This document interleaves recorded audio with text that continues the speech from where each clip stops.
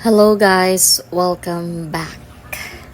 Mao ni ang gama diri ganihang buntag guys. Diri sa among pilan pod ang mga bata og sugo. Kay bakasyon man nasuguan pod og pabubo sa mga tanom ni Bebotski and ni Lodingski. Tamay nog MZ, tambol, grabing panilhig. Ang kanang tubig nga nadara guys kay gi-connect na sa among angkol.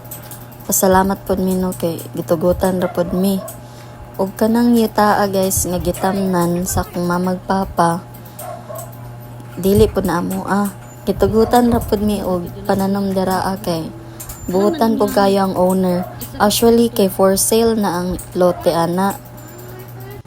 Thankful jud kaayo mi sa owner ana guys kay buutan kaayo.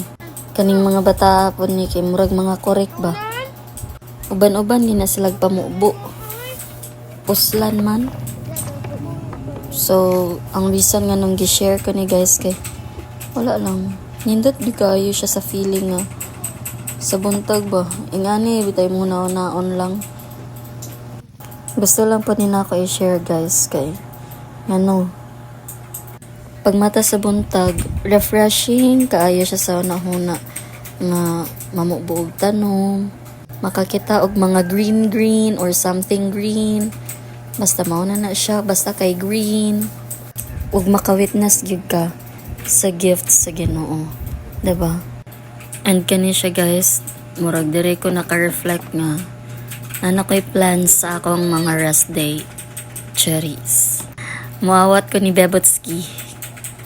Taga-uli sa hapon, taga-Sunday, puro tanong, puro utan. Ang huna-hunaon. Marato siya guys and hopefully maka-follow mo sa bang videos. See you guys and have a blessed day.